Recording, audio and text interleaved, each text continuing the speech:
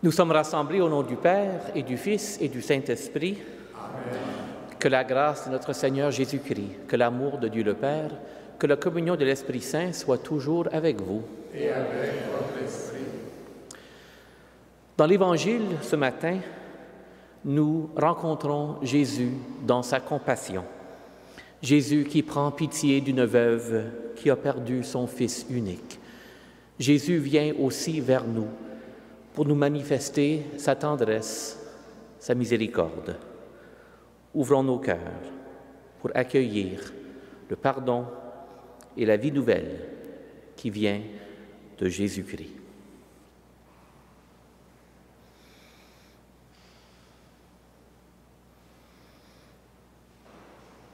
Seigneur, accorde-nous ton pardon.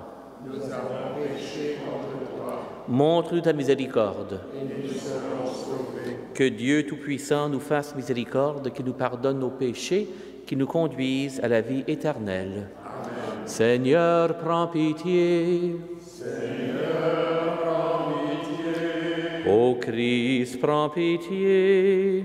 Ô Christ, prends pitié. Seigneur, prends pitié. Seigneur, prends pitié. Prions le Seigneur. Dieu qui peut mettre au cœur de tes fidèles un unique désir, donne à ton peuple d'aimer ce que tu commandes et d'attendre ce que tu promets, pour qu'au milieu des changements de ce monde, nos cœurs s'établissent fermement là où se trouvent les vraies joies. Par Jésus-Christ, ton Fils bien-aimé, notre Seigneur et notre Dieu, lui qui vit et règne avec toi dans l'unité du Saint-Esprit, Dieu pour les siècles des siècles. Amen.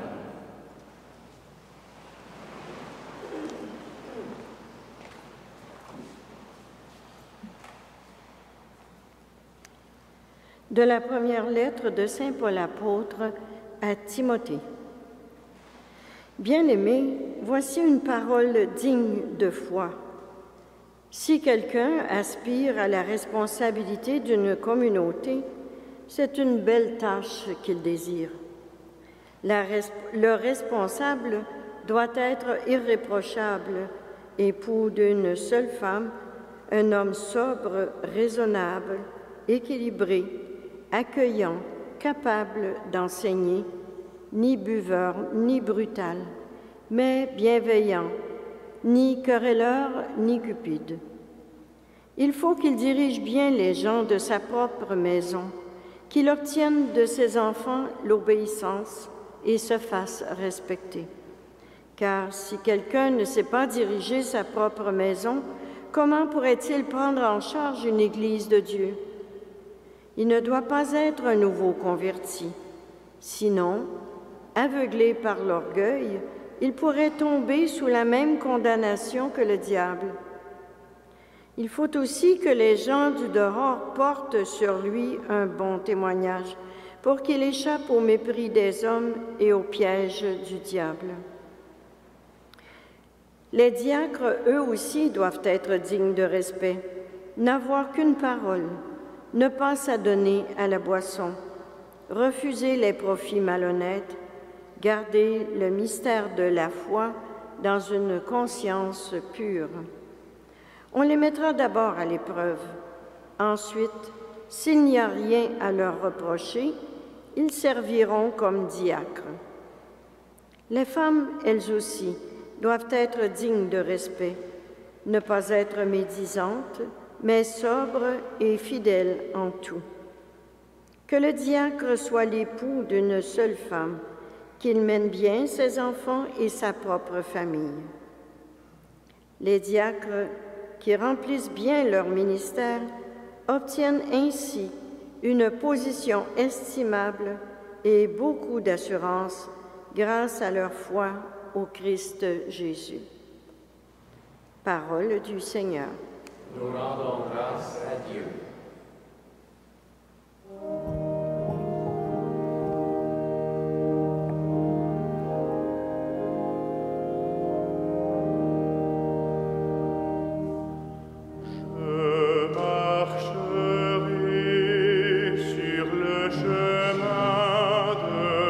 Perfection.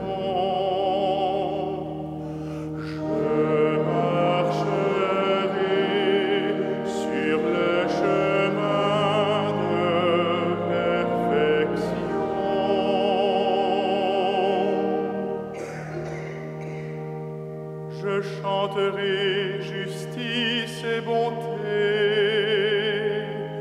À toi mes hymnes, Seigneur.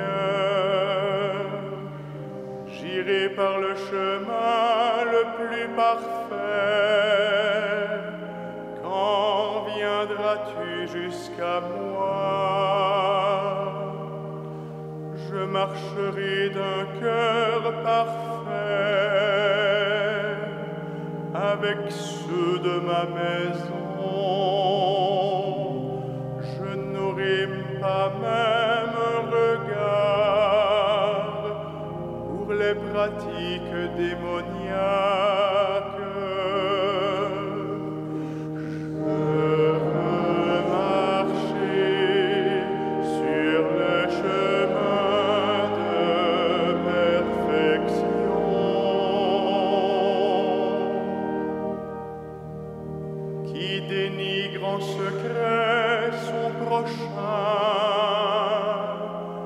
Je le réduirai au silence,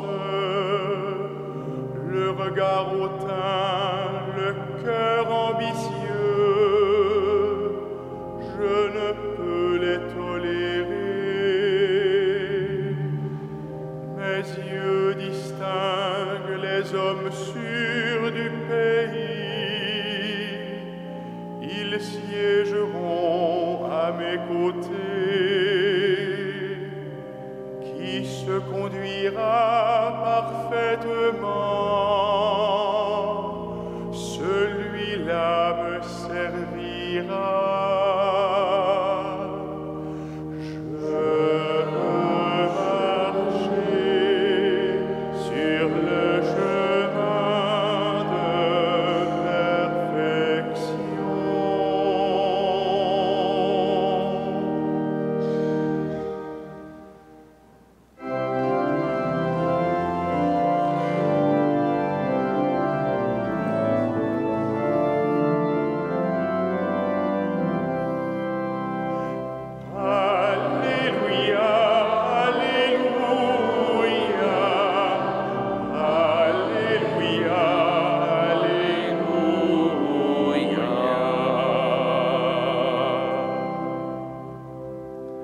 Un grand prophète s'est levé parmi nous, et Dieu a visité son peuple. Alléluia, Alléluia, Alléluia, Alléluia.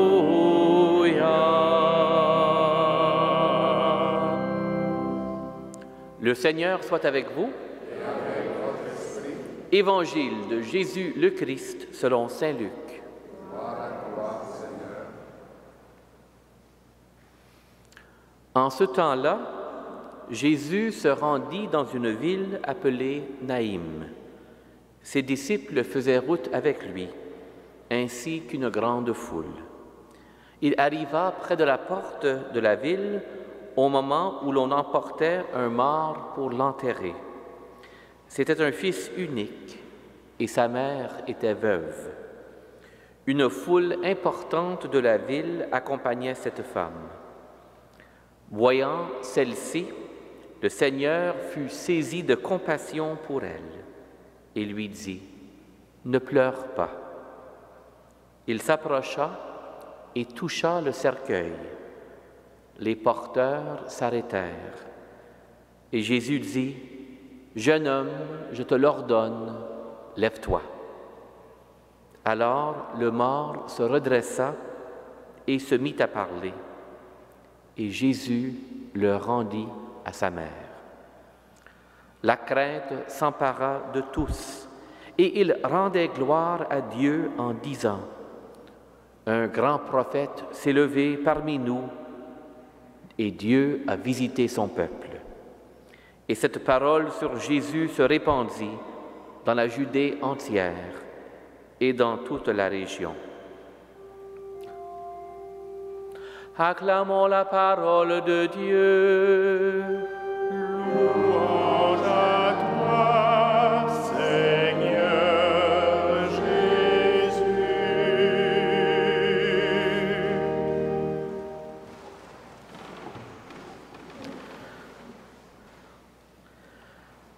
Nous avons dans l'Évangile ce matin une rencontre, pour ainsi dire, entre deux foules. Premièrement, il y a cette foule qui suit Jésus. Jésus entouré premièrement par ses disciples, mais aussi par d'autres personnes qui le suivent un peu à distance. Une grande foule qui rencontre une procession funèbre, un cortège. Et dans ce moment, on passe d'une rencontre entre deux grandes foules, deux foules peut-être anonymes, on passe à une rencontre personnelle et intime. Jésus ne voit pas la foule, Jésus voit la personne. Et son cœur est saisi de compassion pour cette femme, cette veuve qui a perdu son enfant. Perte humaine, mais aussi, à cette époque, perte économique, perte de son seul soutien pour vivre. Peut-être Jésus pensait à sa propre mère, aussi veuve et mère d'un enfant unique. Jésus va à la rencontre de cette femme et saisi de pitié, de compassion pour elle. Il dit à son fils, « Jeune homme, lève-toi. » Alors nous voyons dans ce texte d'Évangile non seulement cette grande compassion de Jésus pour la veuve qui a perdu son fils, mais aussi Jésus qui vient nous réveiller, Jésus qui vient nous dire dans notre sommeil, même dans notre mort, dans nos ténèbres, « Lève-toi. » Peut-être nous pouvons entendre Jésus nous dire cette parole aujourd'hui, dans toutes les dimensions de notre vie où nous espérons, où nous expérimentons des pertes, un deuil, un dépassement qui semble trop difficile pour nous. Jésus vient nous dire « Lève-toi ». Alors en cette Eucharistie aujourd'hui, prions pour toutes ces personnes qui ont besoin d'être appelées de la mort à la vie. Prions pour tous ces parents qui perdent un enfant bien-aimé. Prions pour l'Église de Dieu, afin que nous aussi nous puissions entendre la parole de Jésus. Lève-toi. Amen.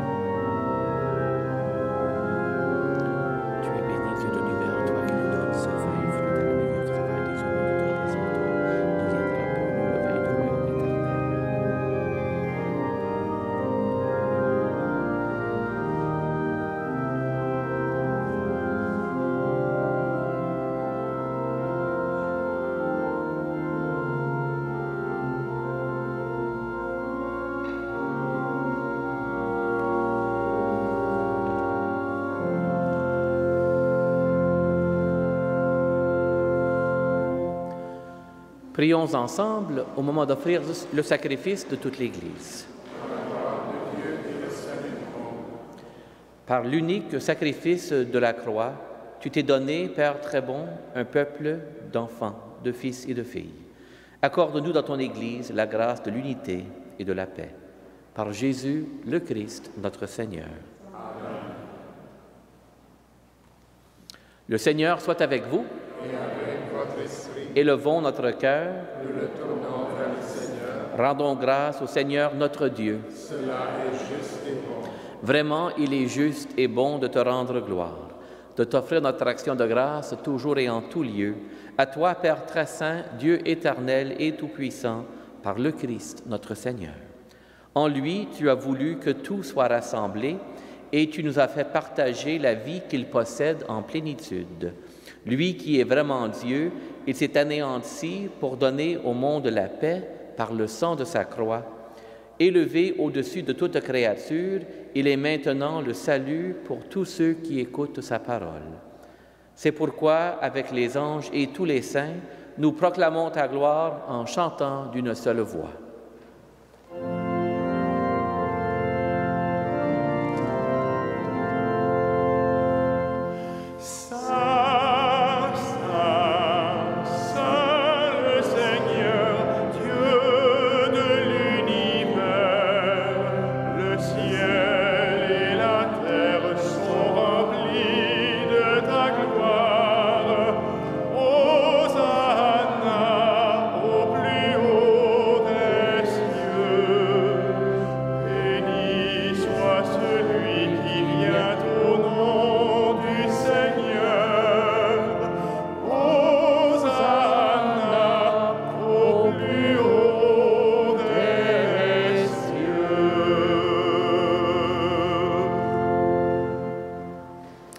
Toi qui es vraiment saint, toi qui es la source de toute sainteté, Seigneur, nous te prions.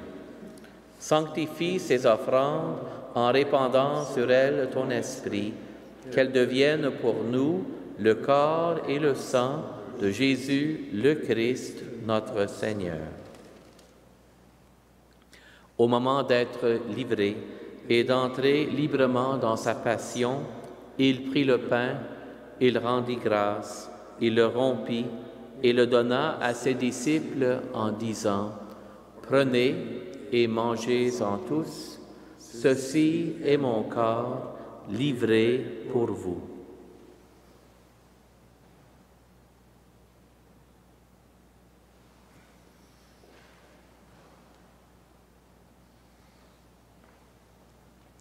De même, à la fin du repas, il prit la coupe. De nouveau, il rendit grâce et la donna à ses disciples en disant, « Prenez et buvez-en tous, car ceci est la coupe de mon sang, le sang de l'alliance nouvelle et éternelle, qui sera versé pour vous et pour la multitude en rémission des péchés. Vous ferez cela en mémoire de moi. »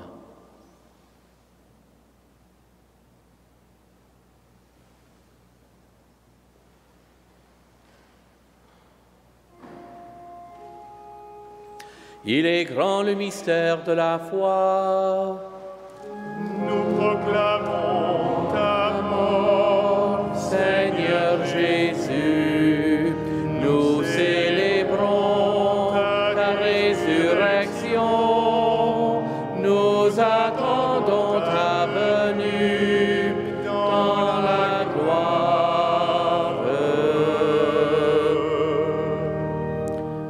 Faisant ici mémoire de la mort et de la résurrection de ton Fils, nous t'offrons, Seigneur, le pain de la vie et la coupe du salut, et nous te rendons grâce car tu nous as choisis pour servir en ta présence. Humblement, nous te demandons qu'en ayant part au corps et au sang du Christ, nous soyons rassemblés par l'Esprit Saint en un seul corps.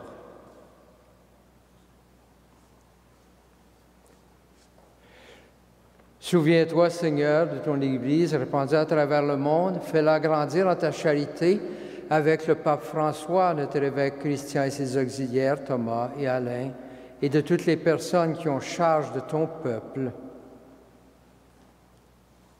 Souviens-toi aussi de nos frères et sœurs qui se sont endormis dans l'espérance de la résurrection et de tous les hommes qui ont quitté cette vie. Souviens-toi en particulier des membres défunts de nos familles respectives et de nos communautés de vie. Reçois-les, Seigneur, dans ta lumière auprès de toi.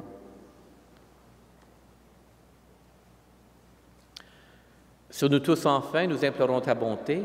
Permets qu'avec la Vierge Marie, la bienheureuse Mère de Dieu, avec Saint Joseph, son époux, avec les apôtres et les saints de tous les temps qui ont vécu dans ton amitié, nous ayons part à la vie éternelle et que nous chantions ta louange par Jésus-Christ, ton Fils bien-aimé. Par lui, avec lui et en lui, à toi Dieu le Père Tout-Puissant, dans l'unité du Saint-Esprit, tout honneur et toute gloire pour les siècles des siècles. Amen.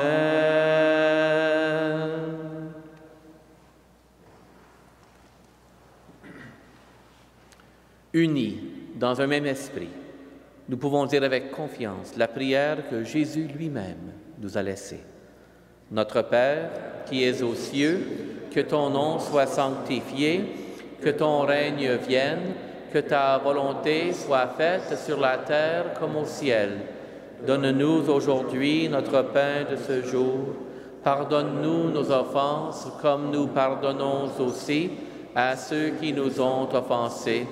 Et ne nous soumets pas à la tentation, mais délivre-nous du mal. Délivre-nous de tout mal, Seigneur, et donne la paix à notre temps. Par ta miséricorde, libère-nous du péché. Rassure-nous devant les épreuves en cette vie où nous espérons le bonheur que tu promets et l'avènement de Jésus-Christ, notre Sauveur. Car c'est à toi qu'appartiennent le règne, la puissance et la gloire pour les siècles des siècles. Seigneur Jésus-Christ, tu as dit à tes apôtres, « Je vous laisse la paix, je vous donne ma paix. » Ne regarde pas nos péchés, mais la foi de ton Église. Pour que ta volonté s'accomplisse, donne-lui toujours cette paix et conduis-la vers l'unité parfaite, toi qui règnes pour les siècles des siècles. Amen. Que la paix du Seigneur soit toujours avec vous. Et avec votre esprit. Frères et sœurs, dans la charité du Christ, donnez-vous la paix.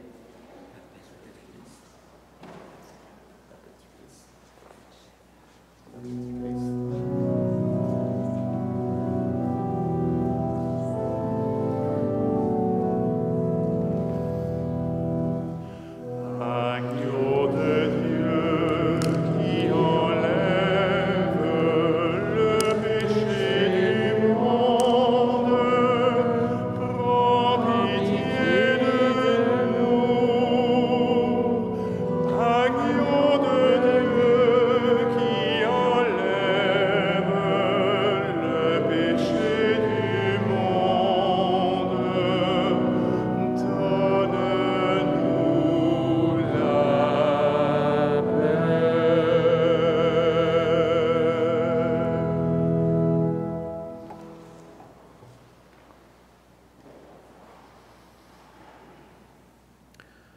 Heureux les invités au repas du Seigneur.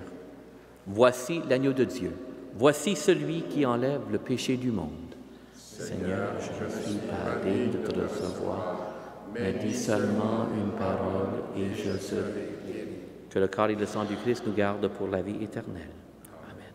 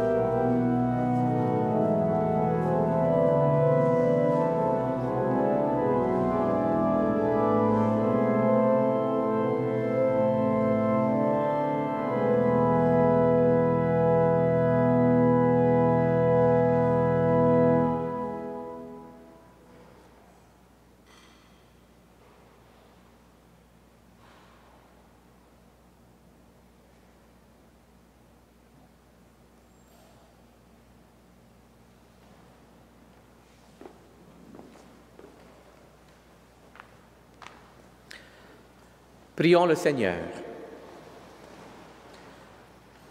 Que ta miséricorde, Seigneur, agisse en nous et nous guérisse entièrement. Transforme-nous par ta grâce et rends-nous si généreux que nous puissions te plaire en toutes choses. Par Jésus le Christ, notre Seigneur. Amen. Le Seigneur soit avec vous. Et avec votre esprit. Que Dieu Tout-Puissant vous bénisse, le Père, le Fils et le Saint-Esprit. Amen. Allez dans la paix du Christ. Nous